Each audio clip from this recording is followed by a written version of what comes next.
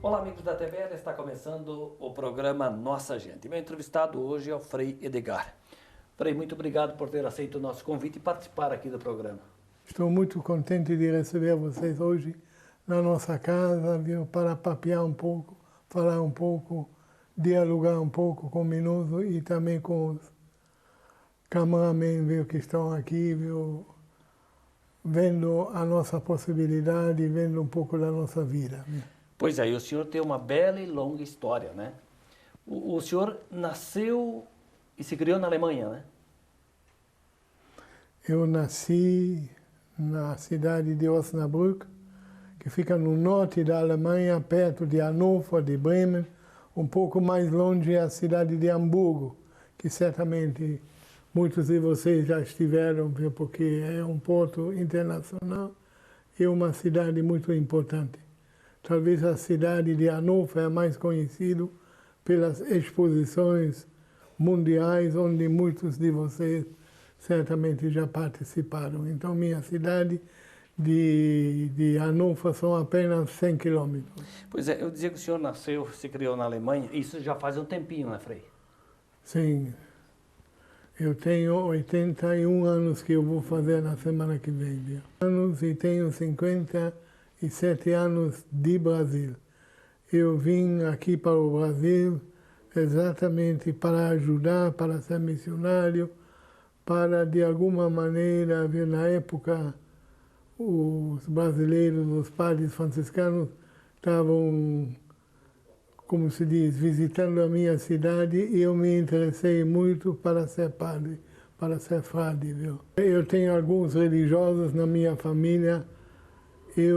Na época, eu não queria ser padre diocesano, viu? Então, os frades me inspiraram, viu? E eu achei que devia ser frade. Então, exatamente há 57 anos, eu vim para o Brasil. E o primeiro lugar onde eu fui destacado foi aqui a cidade de Rodeio, onde fiz o noviciado, junto com o Frei Pascoal, que hoje nós dois estamos aqui, organizando, dirigindo e trabalhando nessa paróquia da Imaculada Conceição, na Itupava. Bom, vamos falar um pouquinho do seu tempo de menino, adolescente, lá na Alemanha. Que lembrança o senhor tem daquela época?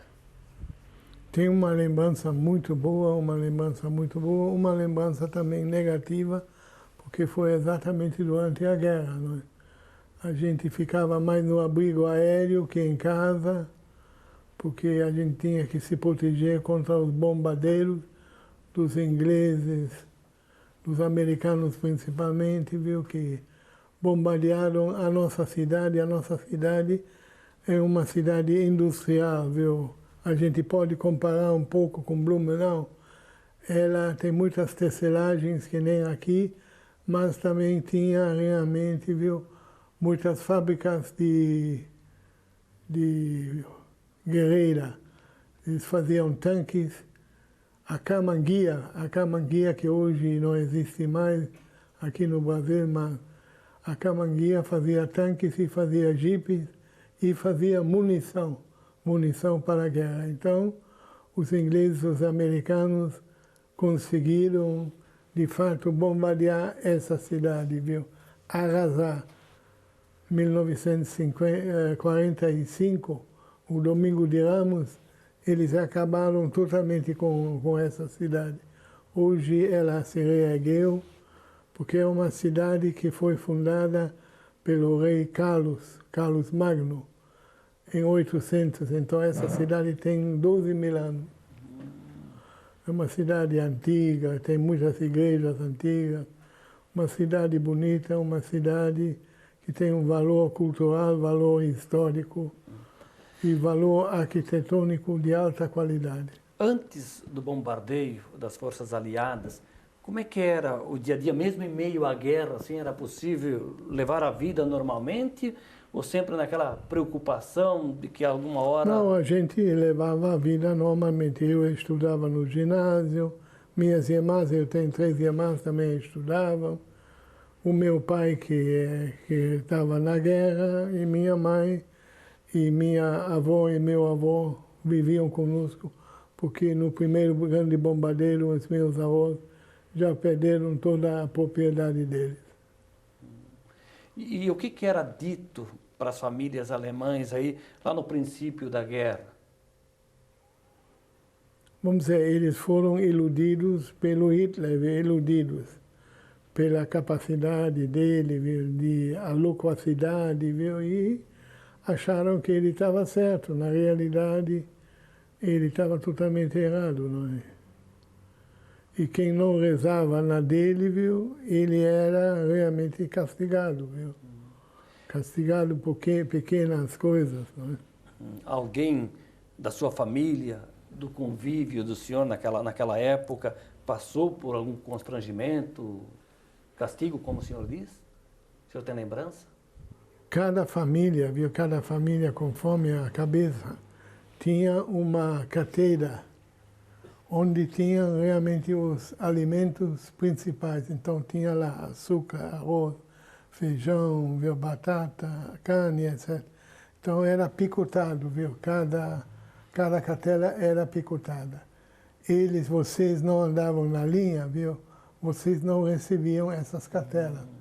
Então eles ameaçavam com o pior, com a comida, com a sobrevivência, não é? E muitas vezes, a gente se revoltava contra o regime, se revoltava contra os agentes da Gestapo, como chamava, seria uma polícia federal, viu? Eles eram muito radicais e, ao mesmo tempo, muito grossos e não respeitavam os limites familiares. Imagino que depois, inclusive, do bombardeio, como o senhor disse, dos americanos, dos ingleses, para recuperar a cidade, a moral do povo deve ter sido uma luta, né? Ah, sim. Não tenho dúvida nenhuma que foi uma luta. Mas eles, com muita persistência, com muita audácia, construíram templos que tinham mais que 1000 anos, viu? Idênticos como naquela época, com as mesmas pedras, com os mesmos vitrôs e realmente com a mesma intensidade que os avós deles, os bisavós deles tinham construído. Bom, o senhor me falou de 2 momentos, de boas lembranças e de lembranças tristes. O senhor já falou da guerra, que é a lembrança triste. O lado bom da sua infância, qual foi?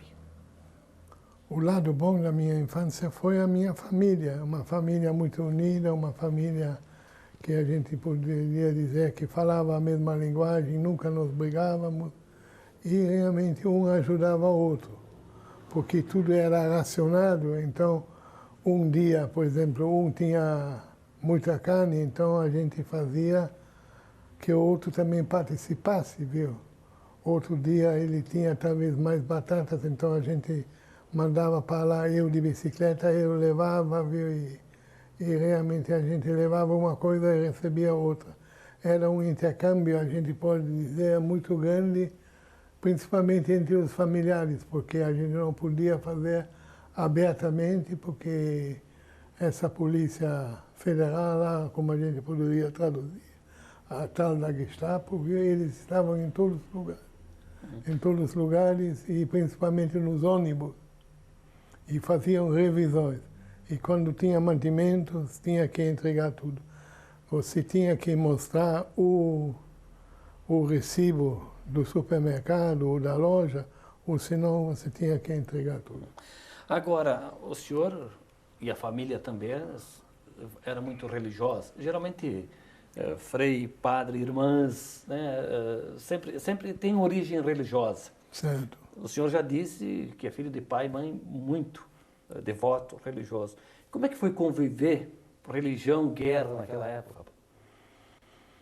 O meu pai, a gente pode dizer, viu, ele era mais fanático com o sistema do Hitler, viu? Ele não praticava muito, mas a minha mãe e meus avós maternos, como falei, que viviam conosco, eram muito religiosos mesmo, viu? Até na minha família tem um padre, tem duas irmãs religiosas também. Então, eu acredito que a religião estava em primeiro lugar, viu? E aquela história da sua mãe, da Bíblia e do pão? Essa história, viu, uma história verídica, eu vou contar ela, viu? Como falei, a Gestapo fazia as inspeções nas casas. Qualquer santo pendurado na parede, qualquer imagem religiosa, eles levavam, destruíam, viu, e não queriam saber. Então, um dia minha mãe estava fazendo um pão e no fim de semana sempre ela fazia 1 ou 2 pães. Um para nós e outro, como falei antes, talvez para minha tia ou para meu tio, enfim, viu, a gente sempre repartia. Então, na frente da minha casa parou um carro dessa Polícia Federal, viu? E minha mãe estava fazendo a massa, viu, para um desses pães. E estava a Bíblia aberta na mesa, viu? A Bíblia aberta na mesa, porque ela tinha lido antes alguma coisa explicando para nós. Então, ela, não querendo perder a Bíblia, é uma Bíblia bem pequena, viu? Muito pequena, então ela pegou, enrolou naquela massa e botou no forno.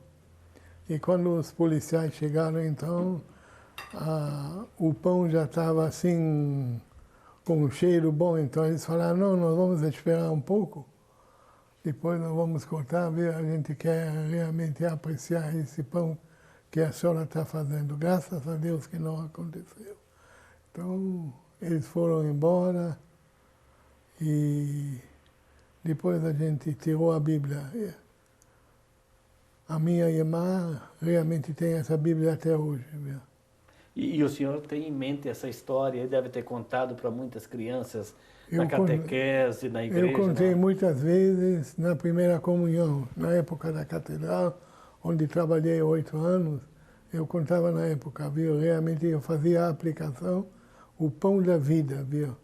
O pão da vida, viu? Realmente, viu? Não é só o pão que nós comemos, também a palavra como tal realmente tem que nos dar vida. E essa palavra, exatamente na última guerra, nos deu muita força, nos deu muito alento, nos deu muita sustentação. A palavra do próprio Cristo e também da palavra de Deus. Isso tudo também te ajudou a escolher a vida sacerdotal, Frei? Eu me inspirei muito no meu tio, viu? Porque era um bom padre, muito bom, mas era padre diocesano, como tem aqui em Blumenau. Mas eu achei essa vida um pouco complicada para mim. Então, quando os franciscanos passaram lá, como já contei para vocês, eu me identifiquei com eles e realmente vim para o Brasil há 57 anos atrás, onde então, eu falei antes, fui primeiro para o Rodeio, onde fiz o noviciado, e de lá fui para Curitiba estudar filosofia, viu? E de Curitiba para Petrópolis, onde também nós temos a nossa faculdade de teologia, onde eu estudei teologia e um pouco de teologia no Rio de Janeiro. Frei Edgar, nós vamos fazer um intervalo. Sim. E aí a gente volta para continuar essa prosa, pode ser? Tudo bem, não tem problema. Frei Edgar é o nosso entrevistado hoje no programa Nossa Gente, que faz um breve intervalo. Fique ligado, porque logo, logo estaremos de volta. Até já.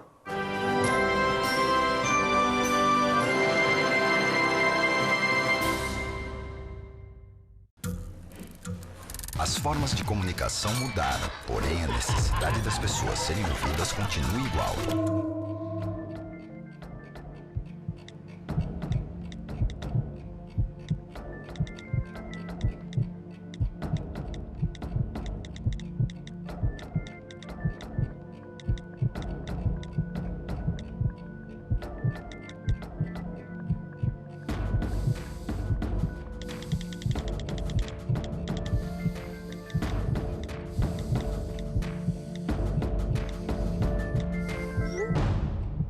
Compartilhe com o CVV aquilo que você não divide com ninguém. Valorizar a vida, é isso que o CVV faz. Ligue 141 ou acesse cvv.org.br e receba apoio emocional.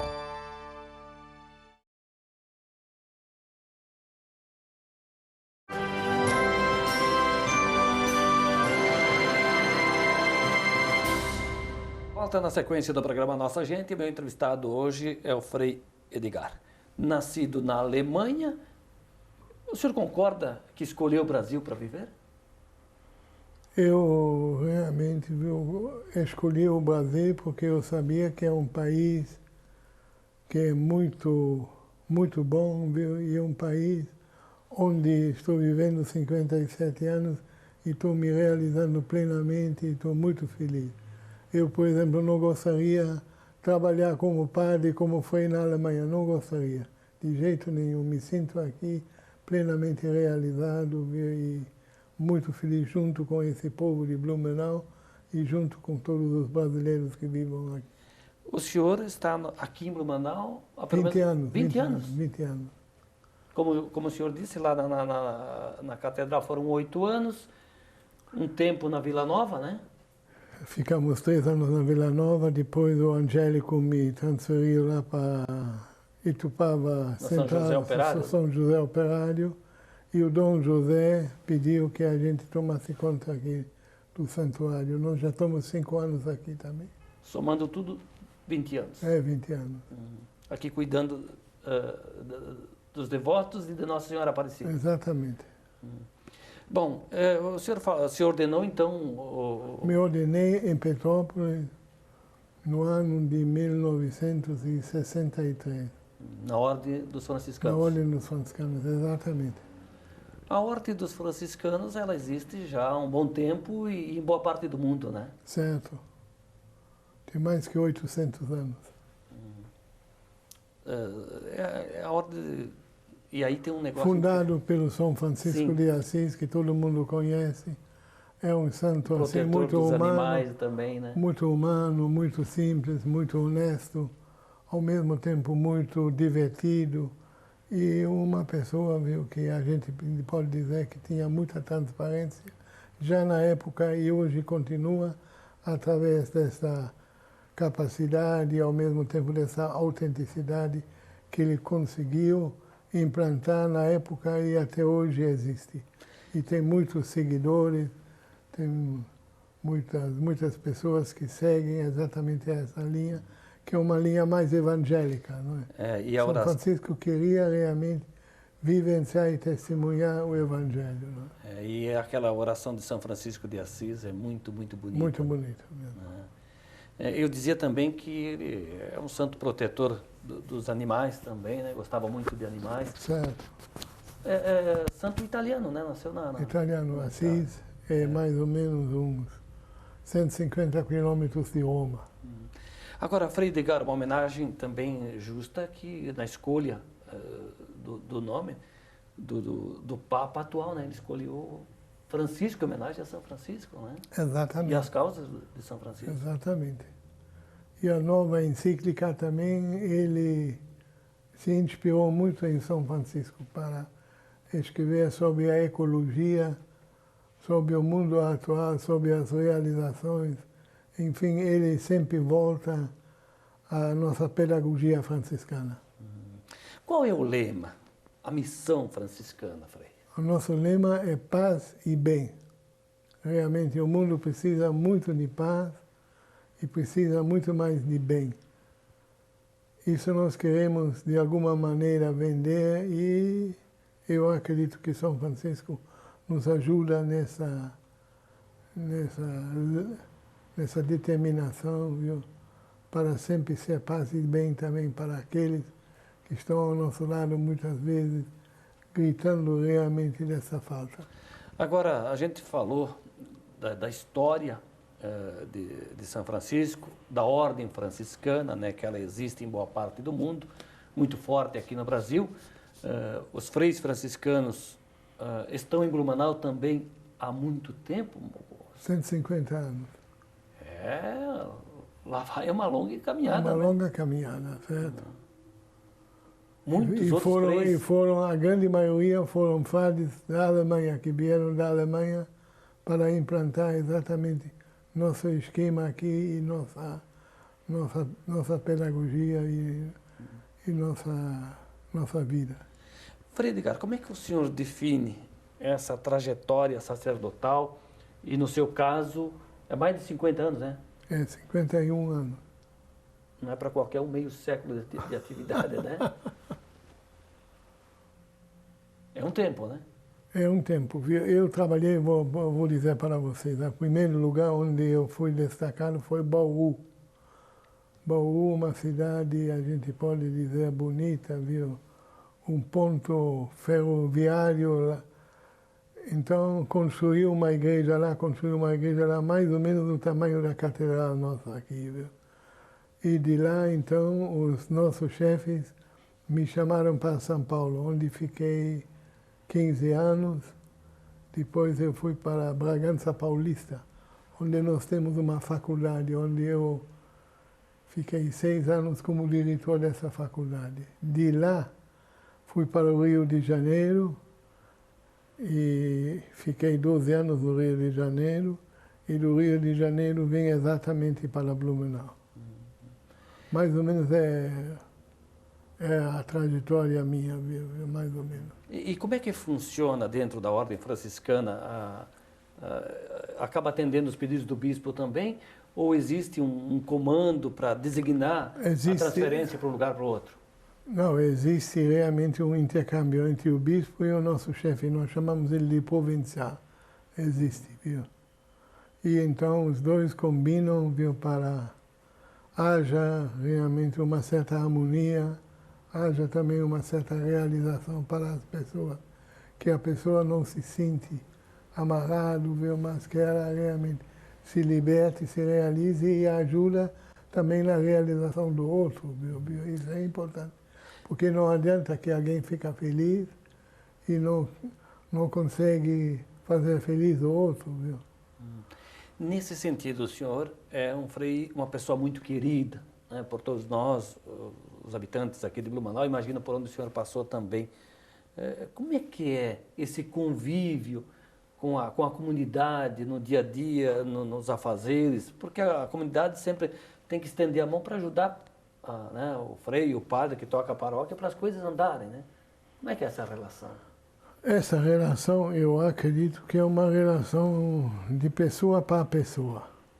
Por exemplo, aqui na Nossa Senhora Aparecida, eu atendo das 8 até meio-dia e das 2 horas até 6 da tarde, todo dia, atendendo problemas pessoais, atendendo problemas psicológicos, atendendo problemas familiares. A maior parte são problemas familiares.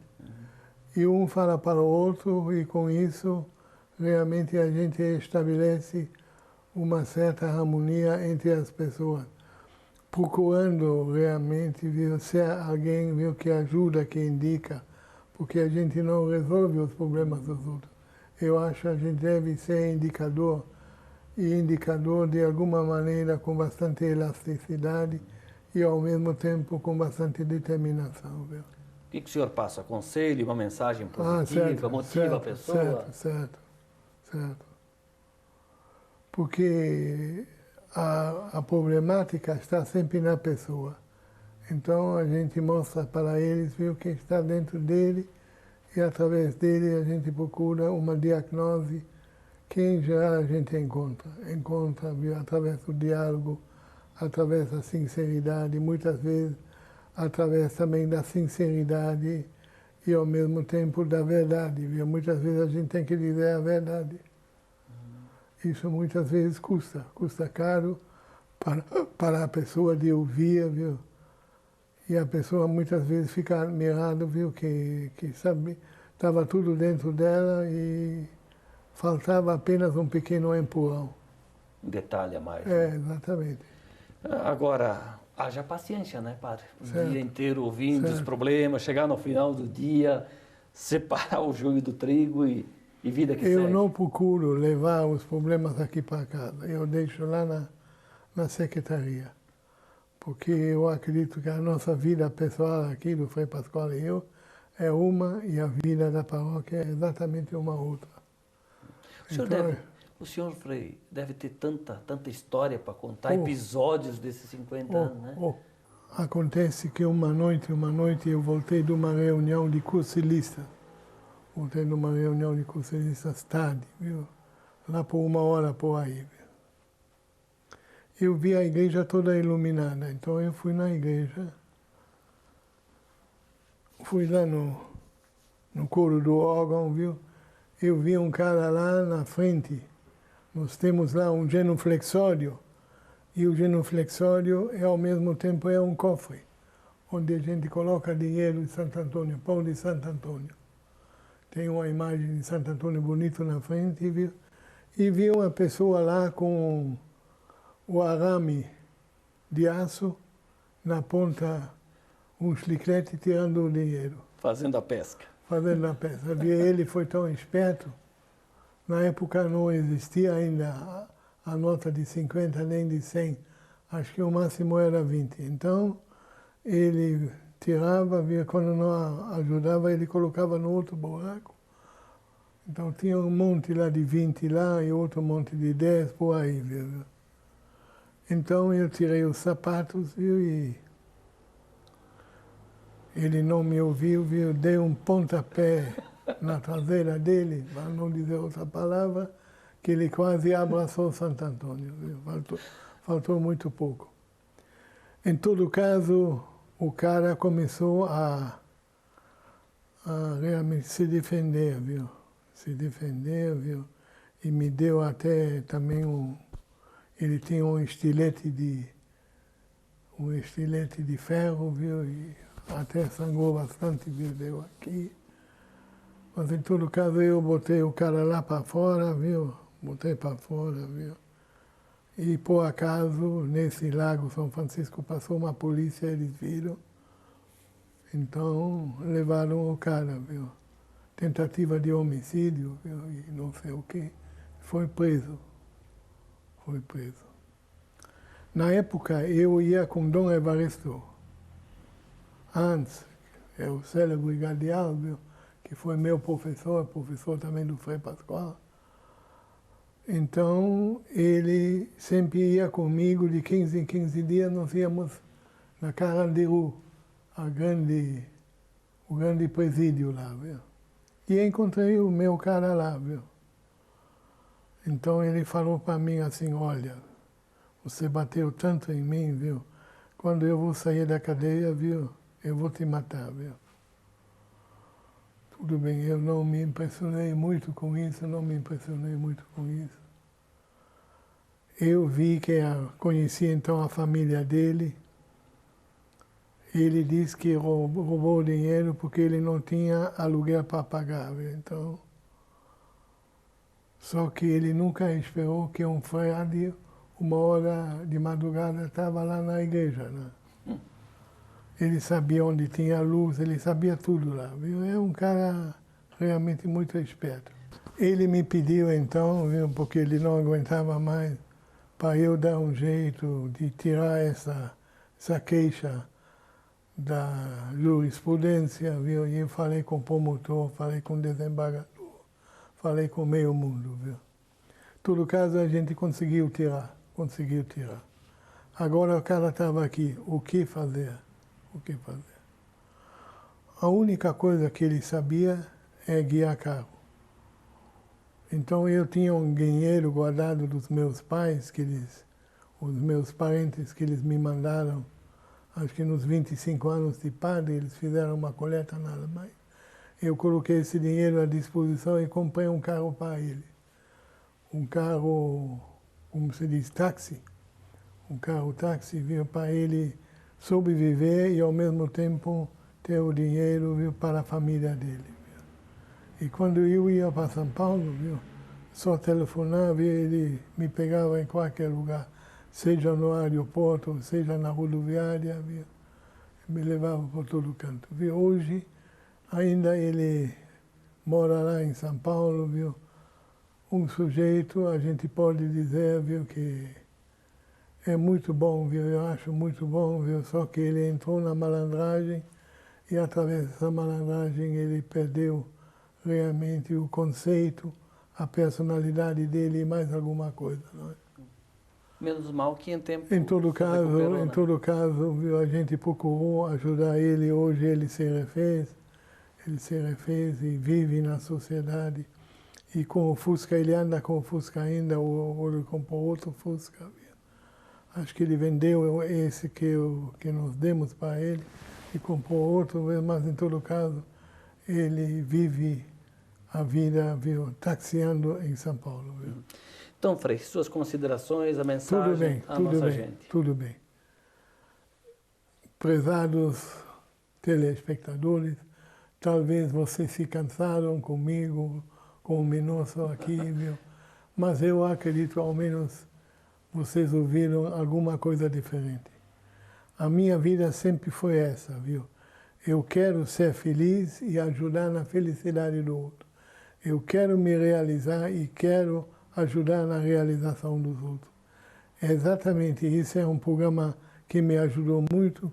Eu gostaria que vocês também ajudassem os outros a se realizar e ser plenamente feliz, assim seja. Uma boa noite. Eu não sei quando vai ser ao ar, viu? Uma boa tarde, seja como for, sejam realmente felizes e realizados. Frei, muito obrigado, hein? Obrigado a você, meu Tudo de bom. Frei Edgar, conhecidíssimo, querido de todos nós em Blumenau, foi o nosso entrevistado hoje no programa Nossa Gente, que vai ficando por aqui. Eu te convido para continuar acompanhando a programação da TVL. A todos, um grande abraço e até a próxima.